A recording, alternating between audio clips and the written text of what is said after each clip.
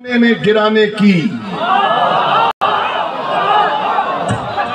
ہزاروں کوششیں کر لی زمانے نے گرانے کی، مجھے جھکنے نہیں دیتا بھرم زہرا کے بچوں کا۔ میں دعوت خطاب دے رہا ہوں قائد ملت جعفریہ حجت الاسلام والمسلمین علامہ سید ساجد علی ندوی، اپنے بازوؤں کو بلند کیجئے نعرے کے ساتھ لبیک یا حسین،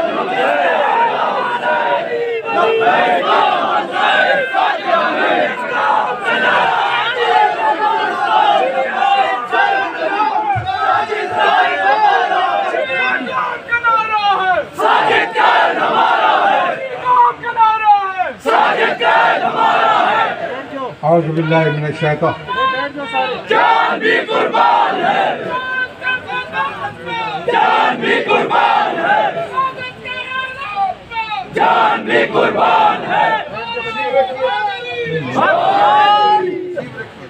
تمام علماء تشریف رکھیے، تمام تشریف رکھیے۔ اعوذ باللہ من الشیطان الرجیم، بسم اللہ الرحمن الرحیم، الحمدللہ رب العالمین والصلاة والسلام علی سید الانبیاء والمرسلین بالقاسم محمد، اما بعد فقد قال اللہ تبارک و تعالی ان تنصروا اللہ ینصرکم ویثبت اقدامکم۔ عزیزان گرامی، سب سے پہلے میں شکریہ ادا کرتا ہوں حضرت آیت اللہ حافظ سید ریاض حسین نجفی دامت ظلہ اور مفسر قرآن علامہ شیخ محسن علی نجفی جو میور ہیں اس کانفرنس کا مؤسس ہیں، ان کی سرپرستی کا، اور پھر آپ حضرات جو سفر کی صحبتیں برداشت کر کے اور اپنے پیارے جذبات کے ساتھ یہاں آپ تشریف لائے، فرداً فرداً سب کا احترام اور شکریہ۔ منتظمین نے جس انداز میں بہتر انتظامات کیے اس کا بھی میں شکریہ ادا کرتا ہوں۔ میں سمجھتا ہوں کہ یہ اجتماع کسی بین المسالک پرابلم کی وجہ سے نہیں ہے، ایسا نہیں ہے کہ کسی مسلک کی طرف سے کوئی مسئلہ پیدا ہوا ہو اور شیعہ علماء نے اس کے رد کے لیے، اس کے توڑ کے لیے اجتماع کیا، ایسا نہیں ہے۔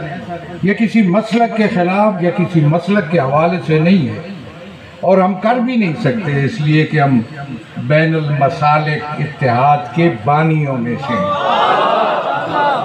مجھے بتانے دیجئے کہ ایک اور شخص ہے، میں اس کا بھی نام شاید بعد میں بتاؤں گا، اس کے رابطے کے بعد پھر اس اتحاد کا جو مجلس عمل کی صورت میں سامنے آیا یا ملی یکجہتی کی صورت میں سامنے آیا، اس کے بانی ہونے کا اعزاز شیعوں کے نمائندہ کی حیثیت سے مجھے حاصل ہے، باقی حضرات بعد میں شامل ہیں۔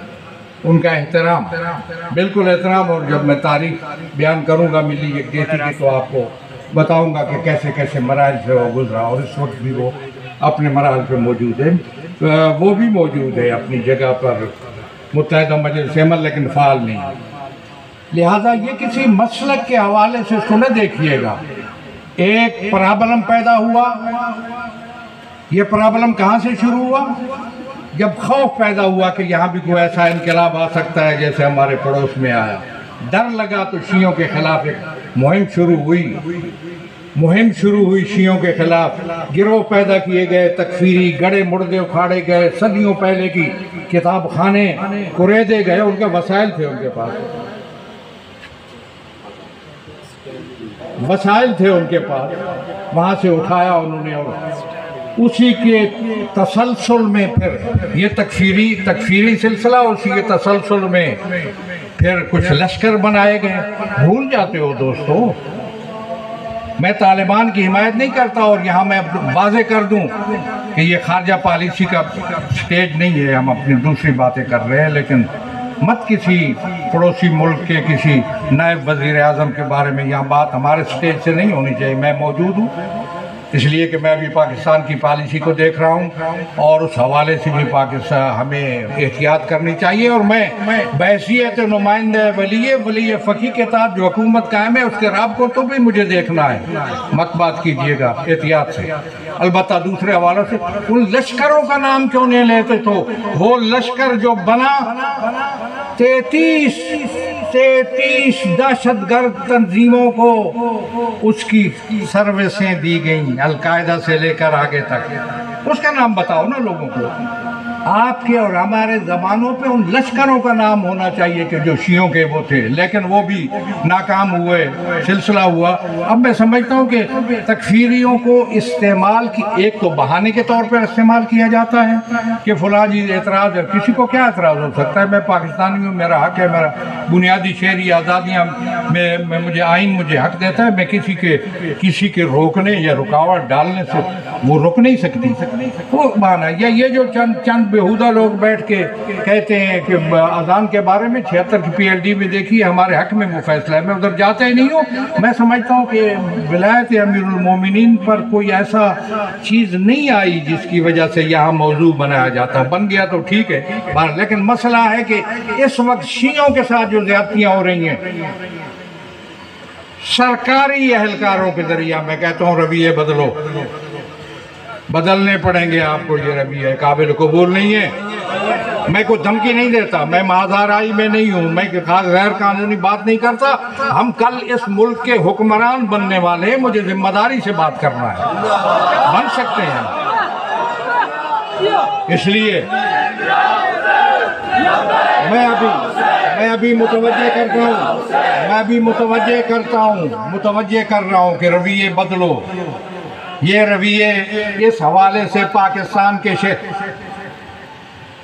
میں محب وطن ہونے کی اپنے پر کوئی اصرار میں نہیں کر سکتا. میں کس کو تسلی دلاؤں کہ میں محب وطن ہوں؟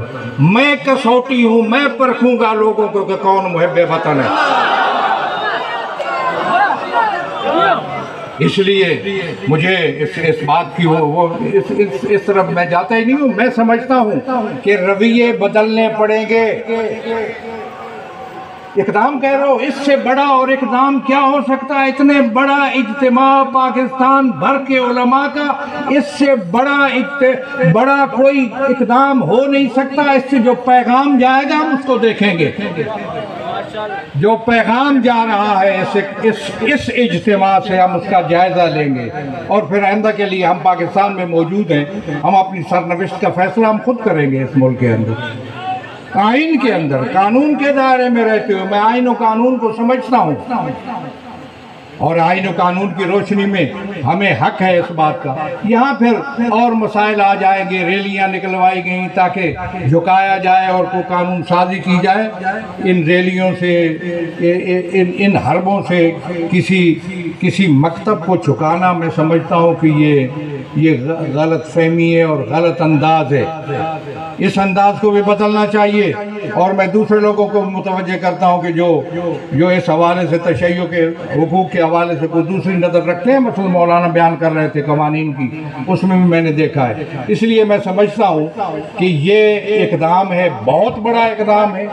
اس اقدام کے اثرات کو محفوظ کرنا اور آگے بڑھانا اور حاصل کرنا ہماری ذمہ داری ہے. کیسے ہوتا ہے یہ آگے ہم اس کو منتظمین کو میں کہتا ہوں کہ اس کے لیے آگے پروگرام بنائیں. پھر اس کے بعد جیسے کہ فرمایا گیا یہاں پہ کہ چہلم سید الشہداء آنے والا ہے، اس کو بڑے بھرپور طریقے سے منائیے اور عزاداری سید الشہداء کے حوالے سے ایک اور نمونہ اور مثال قائم کیجیے پاکستان کے اندر. بھرپور انداز میں چہلم